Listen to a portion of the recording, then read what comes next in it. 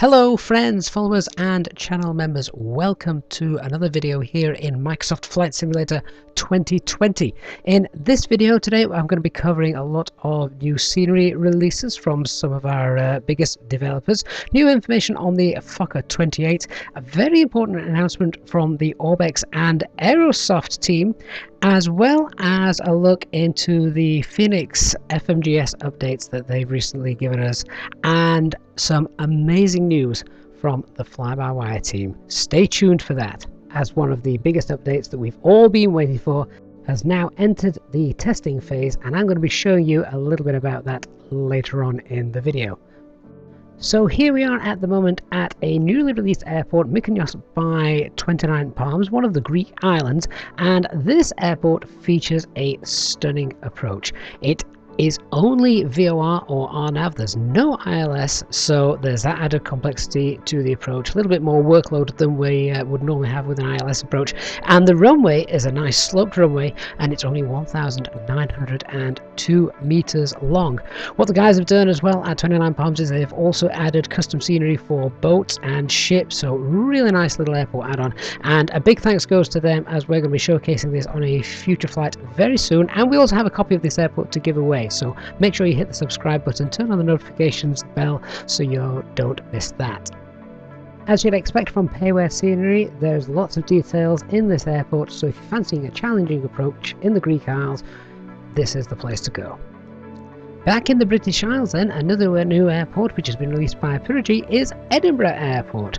Now this features some absolutely stunning details, and as you can see from all these screenshots we've got, they've gone to great lengths to make it feel right at home, and for those of you that do like having a look around with drone cameras, you're going to see some fantastic stuff with this. I particularly like the fact that if you are a VATSIM controller, then I think you're going to find this image of the control tower very, very exciting. Imagine sitting there controlling your VATSIM traffic. That's going to look really nice and realistic. Of course, we should also be aware that there is a free version available from flightsim.to. Obviously it is not as advanced as this, but if you're not basing yourself out of Edinburgh, this is a great option as well, available from flightsim.to. Sticking with the British Isles then, Origami and Inibils have announced that they are making a Gatwick airport available for flightsim.to, and these early screenshots you can see fantastic detail as you would expect, and it looks really, really nice. And there you can see the jet bridge as well. The question on everybody's minds, of course, will be why. For those of you that have been flying Flight Simulator for a while now, particularly in the UK, you will know that there is an amazing freeware Gatwick available again from flightsim.to, and the level of detail that this goes into is, or could be, commercial level and payware.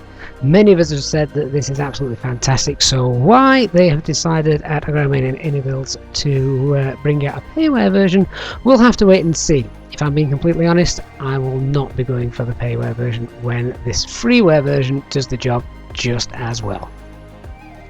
For something a little bit different and quite exciting now is the airport recently released by MK Studios, and that is Ponta Delgada. Now this is an airport on an island in the middle of the Atlantic. It's the sort of perfect airport for those of you that kind of like the idea of crossing the Atlantic Ocean, but it's a long way and it takes a while, doesn't it? It's perfect for mainland flights to the middle of the Atlantic Ocean, and if you want short flights across the Atlantic Ocean, then this is a great place to base yourself if you want to fly to fun places such as Funchal. The guys at MK Studios have said that this comes optimized with high performance and a custom mesh for the scenery as well, so the scenery should look breathtaking, certainly one I'll be trying in the future. In aircraft news, Just Flight have released some new screenshots of their upcoming Fokker 28, and they are apparently doing 4 different versions. They're going to be doing the 1000, 2000, 3000 and 4000, carrying between 50 and 60 passengers. This aircraft, when it was flying, was a flagship aircraft for KLM. The developers at the moment have been quoted as saying that there is still some way to go before they get close to the overall completion. So it's on the cards, but don't expect to see this aircraft anytime within the next few months. For pilots that prefer the small regional airliners, then there was some sad news from Majestic released recently, and that was regarding their very popular Dash 8 Q400. They have said that they have no plans to bring this aircraft to Microsoft Flight Simulator yet, and they have lots of other projects on the horizon before they can start delving into the world of Microsoft Flight Simulator. So sadly, it looks like we're going to be waiting a while before we get a Dash 8 on this platform. There was some great news for consumers from the world of Orbx and Aerosoft recently, in that they have formed a partnership. So products from Orbx and Aerosoft are going to be available from each other. At the launch, 15 products from both companies are going to be made available through each of their platforms. However, at the time of release, we have no idea what those items are going to be. So that's going to be very interesting to see as well. So if you are an Orbx customer, you'll be able to get your Aerosoft products from them, and of course vice versa, which is a win-win all around. The guys at Fenix then have continued to tease us with some fantastic screenshots, videos, and lots of information about their upcoming Airbus 320. Recently, they showed off their very complicated FMGS, the Flight Management Guidance System, and they have shown some very complex systems and how everything is being coded in with regards to the hydraulic systems as well. This really is shaping up to be a fantastic aircraft, and all of the failures that they're programming in as well means that the aircraft, on the sense of it, is actually going to have a life of its own. You're not going to be able to predict things all the time. Things may go wrong, and that is quite exciting from a sim pilot point of view. What I find exciting about this is that when and if things do go wrong, you're going to have to follow a full process through in order to repair the aircraft and run the ECAM drills, things like that. It's not just a simple matter. You are going to have to follow each step as is given to you on the ECAM, and there's going to be a lot of studying to do for those of you that aren't familiar with the complex systems of the A320, as the team at Fenix are clearly devoted to making sure this aircraft is as realistic as possible. As well as a highly complex McDo featuring all of the systems, it's got things like the FLS landing system coded in, which is actually quite new for Airbus 320s. This is basically a system which creates a virtual glide slope for non-precision approaches, a little bit like an ILS, but it's all done using GPS.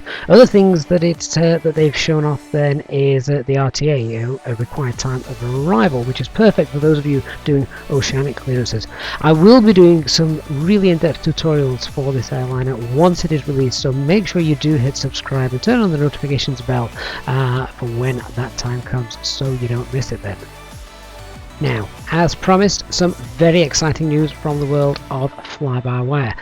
We've known for a while now that the team are working on the flight management system. This will include LNAV and VNAV. This is a long, painstaking process, and the developers are having to work really hard in order to do this. So many of you have been asking when this is going to be released, when is it going to be available, how long is the whole project going to take? Well, some good news for you.